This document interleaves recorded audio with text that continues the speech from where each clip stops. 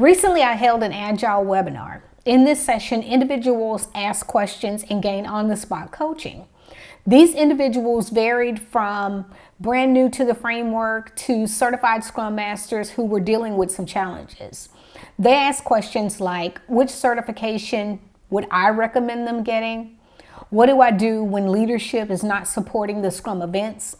And can I be a Scrum Master and a product owner at the same time?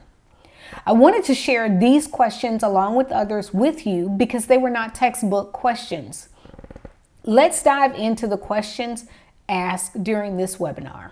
What is the difference between Agile and Waterfall? In Waterfall, the planning of the project takes place upfront. All of the product is delivered at the very end of the project. When you are working with a waterfall project, end dates are given at the very beginning. The project plan includes project tasks that are completed pretty much one behind the other. These project tasks will also have start and end dates. Some will also have dependencies that are associated with them. Waterfall projects are ideal for projects with little to no change. Now, changes can occur within projects that are waterfall. However, it may be more difficult and expensive to make those changes. Within Agile, Agile is more flexible. You build in smaller and faster increments. The planning is narrowed down to 2 to 4 weeks, and it's called sprints or iteration. The product is reviewed and modified at the end of each sprint. So the team will actually display all of the work in which they worked on during that sprint. Your customer has an opportunity at the end of the sprint to review the work that's being done, give you a thumbs up and say, hey, that's exactly what I'm looking for, or have an opportunity to make changes. This process continues to go on until the final product is delivered to the customer. What's the market and pay for Scrum Masters? The demand is high. Think of it this way. You can obtain your certification and land a six-figure job in less than 12 months. I did. I obtained my certification, then landed a six-figure job in less than 6 months. Now, let me put a caveat to that. I explained my transferable skills as I did this, but know that it's doable to be a Scrum Master making 6 figures. Scrum Masters work in finance, healthcare, manufacturing, e-commerce, and technology companies. You're not just boxed into one type of industry. Scrum Masters starting out can earn up to $85,000 per year and then eventually move into a 6-figure role. One can obtain a full-time or a contract Scrum Master role. Scrum Master roles are either on-site, hybrid, or fully remote. You have an opportunity to pick which type of position you want. Which certification should I obtain? A person who is brand new to Agile, my recommendation would be to start out with either a CSM, a Certified Scrum Master certification, or an SSM, a Safe Scrum Master certification. Both certifications will give you the core value of Agile. You'll have an opportunity to conduct the various ceremonies that are involved with being Agile. And those are the daily stand-ups, the backlog refinements, retrospectives, and so on. But if you're asking me to pick just one of those two, then I highly recommend the SSM, the Safe Scrum Master certification. Being an SSM expands your view across the enterprise and teams. As an SSM, you're part of an ART, which is an Agile release train. You collaborate with other Scrum Masters and the release train engineer. Your involvement is on a larger scale. Look, if you start out as an SSM and later take a position as a CSM, the transition is going to be so much easier for you. What tools are used to perform the job? In my experience, most organizations use Jira, Miro, Confluence, or Rally. Most of the time, Scrum Masters will use more than one of these tools at a given time period. These tools are easy to learn and they're not difficult. If you've been able to master TikTok, Facebook, or Instagram, you're going to be able to work in Miro, Jira, and so on. With practice and dedication, these tools can be learned. Describe the growth and development options. I advise everyone to obtain certification up to an SPC.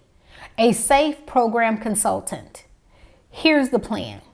Start out with your SSM, which is your Safe Scrum Master certification. Then move into your SASM, which is a Safe Advanced Scrum Master. Then move to an RTE, which is a Release Train Engineer.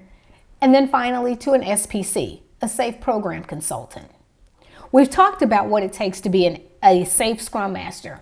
But as a Safe Advanced Scrum Master, you deepen your leadership and facilitation skills beyond a single team to an entire ART, an Agile Release Train.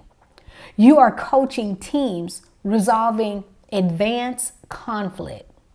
As a Release Train Engineer, an RTE, you're the primary servant leader and coach for the entire ART. In this role, you move from coaching teams to coaching leaders and managing the program's entire value flow. You ensure large-scale planning events run smoothly. In this particular role, you want to be able to think on your feet and to pivot at a moment's notice. As an SPC, a Safe Program Consultant, now you are coaching leaders, managers, and multiple ARTs on lean agile principles.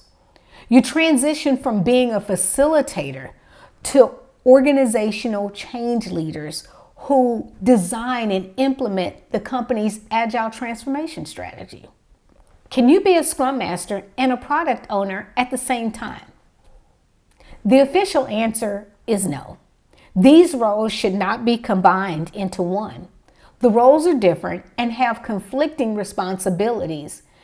Combining them, well, that's just a challenge.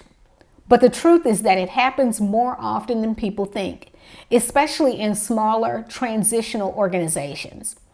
I've held dual roles before, like as a Scrum Master and an RTE. It wasn't easy to perform, but you really have to stop and think through the process. The PO, the product owner, is driven by the business need. The Scrum Master is there to protect the team.